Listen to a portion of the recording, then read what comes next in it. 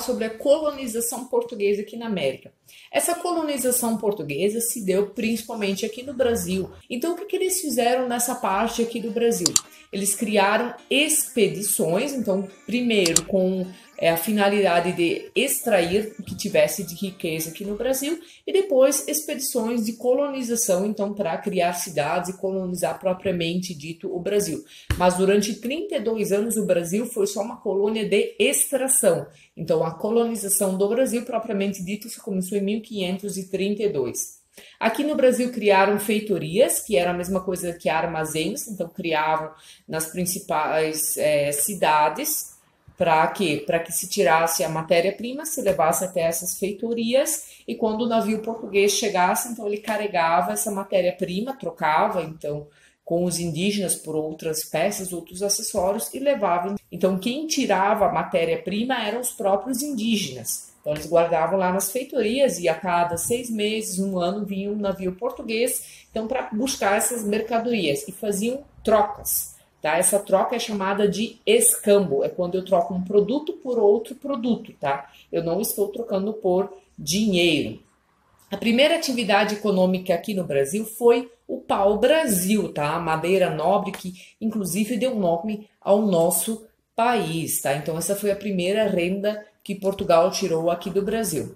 Então, como eu falei, a partir de 1530, mais especificamente 1532, o Brasil ele começa a ser explorado a fim de ser colonizado. A primeira expedição colonizadora que veio ao Brasil foi em 1530, liderado pelo Martim Afonso de Souza. Por que essa expedição veio para o Brasil? Porque o Brasil estava sofrendo a ameaça dos franceses. Os franceses estavam começando a invadir essas terras, então para impedir que eles viessem e roubassem essa madeira que os portugueses diziam que eram deles, então foi começando-se a colonização brasileira. Em 1532, então, foi fundada a primeira vila aqui do Brasil, que é a Vila de São Vicente, no litoral de São Paulo. Tá? Por isso que a gente diz que a colonização começou nesse ano.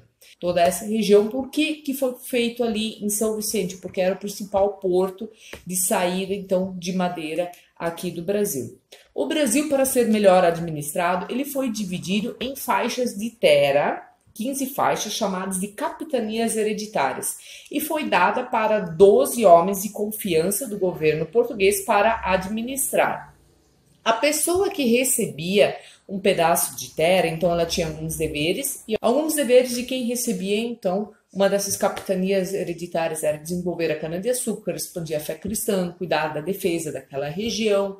Mas, como direito, então podia cobrar impostos, escravizar indígenas, ficar com uma parte do lucro, julgar, doar sesmarias, que eram pedaços de terra a outras pessoas, tá? Então eles poderiam fazer isso. Apenas, de todas as 15 capitanias, apenas 3 deram certo, que foi Pernambuco, Bahia e São Vicente. Por quê? Tinha uma terra e um clima bom para a produção de cana-de-açúcar, eram terras mais próximas da Europa. Então, por exemplo, se eu vou olhar aqui no sul do Brasil, eu fico muito mais longe da Europa do que se eu olhar lá no Nordeste, né? Então, tinha todo esse problema também. Então, por que as outras 12 capitanias não deram certo? Muitos donatários que receberam essas terras nunca vieram para a América para ver as suas terras, porque não tinham dinheiro para vir para cá. Não tinha dinheiro para fazer também essa colônia ou essa capitania hereditária avançar. A terra muitas vezes era grande, difícil de ser administrada, havia uma falta de comunicação muito grande com Portugal. Então, se eles precisavam de ajuda, eles tinham que mandar uma carta para Portugal. Até que essa carta chegava em Portugal, levava 30 dias, até que vinha a resposta, mais 30. E muitas vezes você não tinha esse tempo, tá? Você estava sofrendo ataque, você precisava de uma ajuda imediata. Então havia essa falta de comunicação e uma capitania não costumava ajudar a outra, não havia essa troca de favores, tá? Além de que a resistência indígena, né, os índios não aceitavam ser escravizados porque, na verdade, né, a terra era deles, quem invadiu foi Portugal. E, por fim, ainda tinha os ataques de corsários, que eram piratas, principalmente piratas franceses, e também alguns piratas ingleses invadiram aqui a América, e isso trouxe muita dor de cabeça para os donos dessas capitanias hereditárias. Então, das 15, apenas 3 é que literalmente deram certo. Como então esse projeto das capitanias não deu certo, em 1548 foi criado o governo geral aqui do Brasil. Então foram enviados governadores para as regiões brasileiras. Então o primeiro governador a ser mandado para cá foi o Tomé de Souza, que ele foi responsável então, por cuidar da Bahia. Aí veio o Duarte da Costa para cuidar do sul do Brasil e o Mendes Sá foi o responsável pela expulsão então dos franceses, principalmente na região nordeste do Brasil. Em 1621, então as capitanias hereditárias literalmente foram deixadas de lado e o Brasil foi dividido em duas partes. O estado do Maranhão, que ficava ao norte do país, e o estado do Brasil, que ficava ao sul. A igreja, então, ela cuidava de toda a vida social aqui na colônia, e dentro da igreja, uma ordem específica veio para o Brasil, que foram os jesuítas. Então, eles tiveram a função de converter, evangelizar os indígenas, torná-los mansos para trabalhar para os portugueses. Mas esses jesuítas não ficaram só nessa conversão e evangelização de indígenas, eles acabaram fundando colégios aqui no Brasil. Tá? Aqui em Santa Catarina nós também temos um colégio jesuíta, que é o Colégio Catarinense, ele foi fundado em 1905, né? E a partir de 1580, não só os jesuítas, mas diversas outras ordens religiosas começaram a vir então para o Brasil, então para cuidar da colonização e da parte religiosa então desse país. A sua economia estava principalmente vinculada à cana-de-açúcar, tá? Por que a cana-de-açúcar? Porque o açúcar nessa época ele era caro na Europa, então ele trazia altos lucros. Aqui no Brasil nós tínhamos um solo e clima favoráveis. Como é que eles sabiam disso? Porque a cana-de-açúcar ela era plantada muito na África e o clima e o solo africano era muito parecido com aqui do Brasil, então eles sabiam que essa cultura tinha muita chance de se adaptar e realmente deu certo. E os portugueses então já conheciam o manejo da cana-de-açúcar, principalmente por ter colônias também na África. Mas não se tinha dinheiro para trazer a cana-de-açúcar para o Brasil, ou melhor, construir os engenhos açucareiros aqui no Brasil. Então esse dinheiro veio principalmente de banqueiros holandeses e italianos que investiram com capital próprio e aí tiveram um retorno de uma parte dos lucros. Mão de obra utilizada. Primeiro tentou-se com os índios, mas como o índio não conhecia a cultura, então depois se optou pelos africanos que vieram em sistema de escravos para o Brasil porque eles conheciam, né? E o próprio sistema de escravidão dos africanos trouxe muito lucro para Portugal, porque Portugal vendia os escravos africanos para os donos de engenhos aqui no Brasil. Além do que, os africanos eles também tinham conhecimento da metalurgia do ferro, sabiam trabalhar e manusear o ferro. O indígena não conhecia.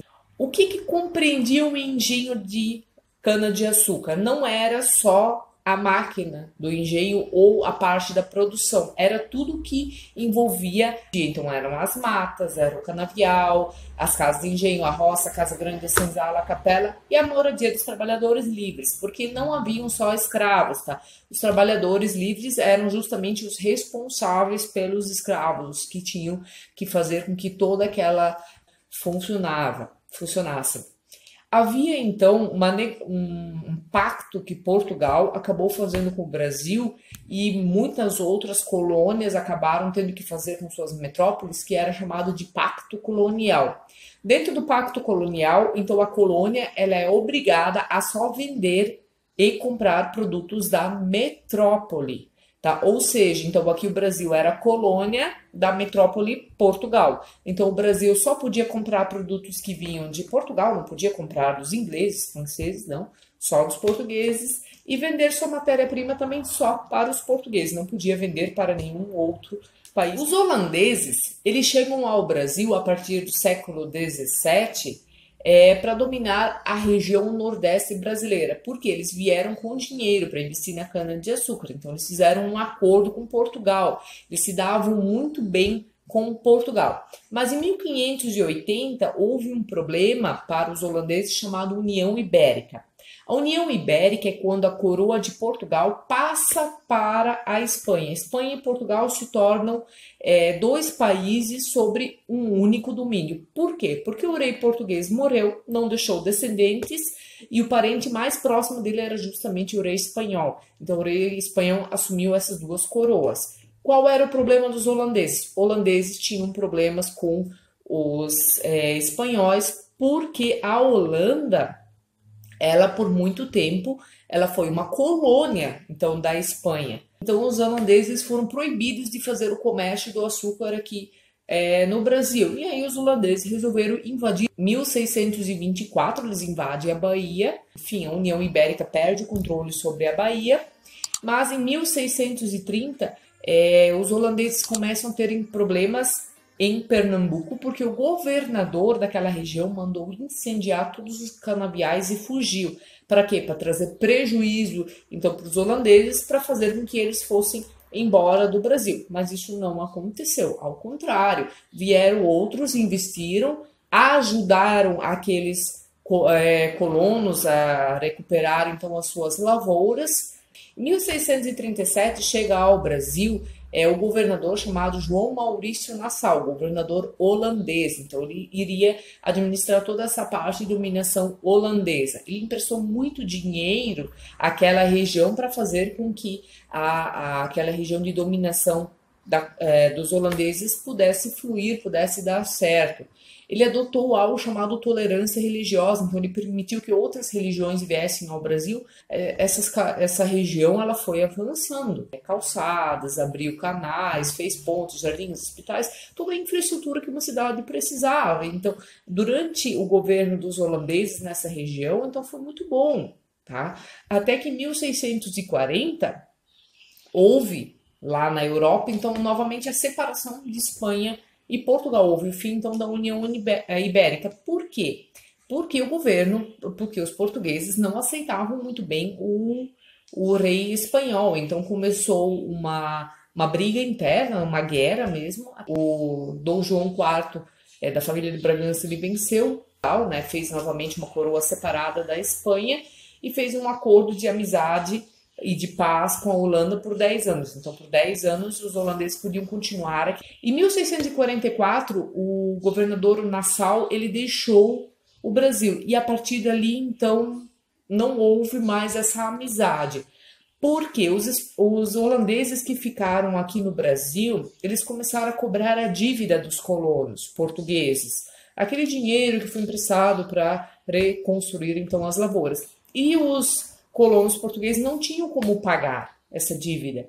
E aí, então, começou-se uma guerra interna naquela região por causa de poder. Em 1645, houve a insurreição pernambucana, então foi a revolta de Pernambuco contra os holandeses. Então, os brasileiros com os portugueses daquela região se juntaram e acabaram, então, vencendo os holandeses, acabam sendo expulsos do país. Mas os holandeses, eles acabaram levando mudas da cana-de-açúcar para outra região, que eram as Antilhas, que eram ilhas que ficam ali na América Central. Então lá a cana-de-açúcar também se adaptou muito bem. As Antilhas ficavam mais perto da Europa que no Brasil, ou seja, se era mais perto, o frete era mais barato, e aí o açúcar das Antilhas acabou se tornando mais barato que o açúcar brasileiro, e assim os holandeses quebram a segunda economia do Brasil, que era a economia da cana-de-açúcar, tá? Além, então, da insurreição pernambucana, nós tivemos outro problema em Pernambuco, que foi a Guerra dos Mascates. Tá? Os comerciantes da cidade de Recife, eles eram chamados de mascate. Eram eles que faziam toda a economia daquela região funcionar. Mas eles não tinham direitos políticos, apenas quem morasse em Olinda, quem fosse senhor de engenho lá em Olinda. E eles não achavam certo, poxa, mas a gente faz a economia aqui da região funcionar. Então, Recife, ele acabou entrando com um pedido para a coroa portuguesa que ele fosse elevado de povoado a uma vila. Então, seria uma categoria um pouco maior. E isso aconteceu em 1710. E aí, o pessoal lá de Olinda se revoltou quando começou uma encrenca muito grande entre essas duas cidades, a cidade de Recife e a cidade de Olinda. E Portugal acabou ficando do lado da cidade de Recife, do lado dos mascates. Então a cidade de Recife, ela acabou vencendo a Guerra dos Mascates e ainda por cima acabou se tornando a capital de Pernambuco. Então ali a gente teve uma briga muito grande, briga política entre essas duas cidades, certo, pessoal? Então, a economia da primeira parte do Brasil colônia, então era isso. Primeiro, nós temos o pau-brasil, depois nós tivemos o investimento, então, da cana-de-açúcar. Beleza, pessoal? Muito obrigada, fiquem todos bem e até a próxima aula. Um grande beijo no coração de vocês e tchau!